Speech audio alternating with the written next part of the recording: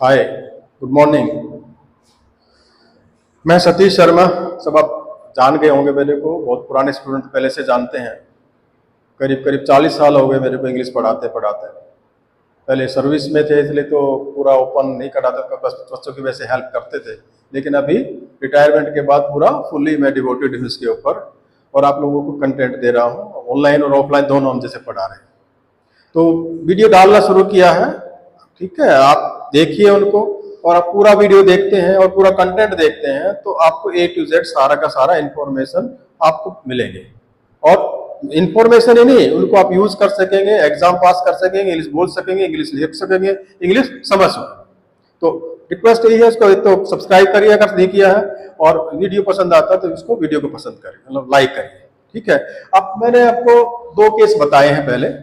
इससे पहले वीडियो मैंने आपको बताया था कि नॉमिनेटिव केस क्या है, एक्विजिटिव केस क्या है। अब मैंने लिखा है यहाँ पर डेटिव केस। ये ऐसी इंफॉर्मेशन है जो आपको बहुत कम किताबों के अंदर मिलेगी, और बहुत कम टीचर इसको पढ़ाते हैं, क्योंकि वो इसको कंसेप्ट क्लियर करना बड़ा मुश्किल होता है, और ये जरूरी भी है इसको क्लियर करना। इससे बहुत सारी चीजें सीखते हैं, आगे रूल सीखते हैं, आप इंग्लिश बोलने का तरीका सबका समझते हैं, उसको सेंटेंस को कॉम्पैक्ट बना सकते हैं, इसलिए ये जानना जरूरी है। डेटिव केस का मतलब, डेटिव का मतलब होता है देने वाला। तो डेटिव केस का मतलब है ऐसी वर्ब जिसका मीनिंग कुछ किसी को कुछ देना या किसी के लिए कुछ करना होता है, तो वो दो ऑब्जेक्ट लेती है। क्या लेती है? दो ऑब्जेक्ट ले सकती है। एक तो वो व्यक्ति जिसको कुछ दिया जा रहा है, और एक वो वस्तु जो दी जा रही है। तो एक दो डायरेक्ट ऑब्जेक्ट है, डायरेक्ट ऑब्जेक्ट हमेशा थिंग मिलेगा, और इनडायरेक्ट ऑब्जेक्ट हमेशा पर्सन होगा। सीक्वेंस क्या रहेगी? सीक्वेंस बहुत इंपॉर्टेंट है, क्योंकि आपको सेंटेंस में ऐसे भी मिलेगा, थिंग्स पहले होगा, फिर ये पर्सन बाद में होगा, लेकिन उसका तरीका लिखने का अलग होगा। वो डेटिव केस नहीं होता। डेटिव केस तभी होगा जब इनडायरेक्ट ऑब्जेक्ट को आप वर्ब के तुरंत बाद लिखेंगे, यानी पर्सन को वर्ब के तुरंत बाद लिखेंगे, और डायरेक्ट ऑब्जेक्ट यानी थिंग से पहले लिखेंगे। जैसे देखिए, मैं लिखता हूं, I gave Raju a book. तो यहां पर गेव में दो ऑब्जेक्ट लिए, वो दो ऑब्जेक्ट तभी कहलाएंगे जब इन दोनों के बीच में कोई प्रीपोजिशन नहीं हो, क्योंकि अगर प्रीपोजिशन बीच में आ जाती है तो फिर प्रीपोजिशन का ऑब्जेक्ट होता है। तो यहां पर इसमें गेव के बीच में, गेव और राजू और ए बुक के बीच में कोई प्रीपोजिशन नहीं है। इसका मतलब है राजू और बुक दोनों गेव के ऑब्जेक्ट है। तो पर्सन यहां पर है, थिंग बाद में है, ये सीक्वेंस रहती है। और जो पर्सन वर्ब के तुरंत बाद लिखा गया इसको बोलते हैं इनडायरेक्ट ऑब्जेक्ट। क्या बोलते हैं?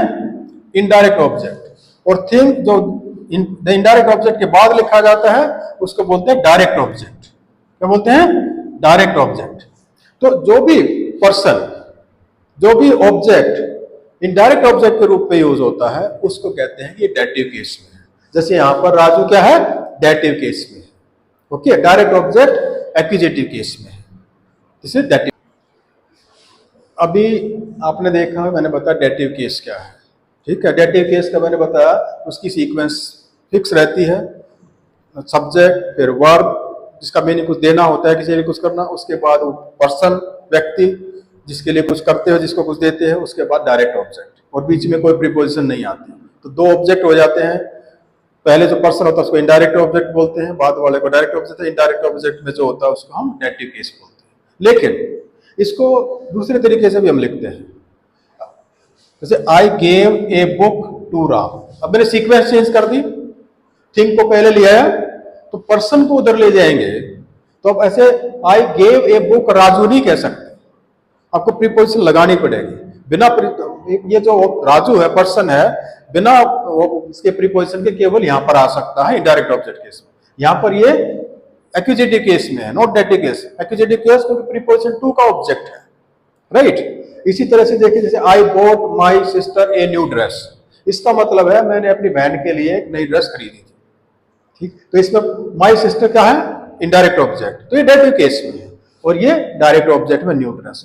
इसको दूसरे तरीके से भी कह सकते हैं, प्रीपोजिशन का यूज करेंगे।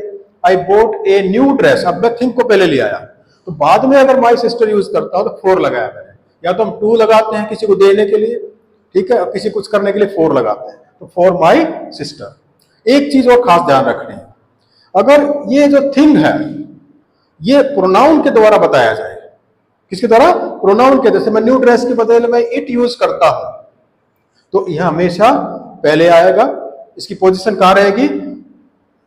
थिंग उससे पर्सन से पहले रहेगी, और पर्सन से पहले रहेगी। जैसे आई गेव इट, अब यहां पर गेव इट राजू नहीं बोलेंगे, पर्सन तो के साथ तो अगर इसके बाद लगाया है, चाहे थिंग हो या इट प्रोनाउन हो, उसके बाद जो पर्सन लगा तो प्रीपोजिशन लगानी पड़ेगी।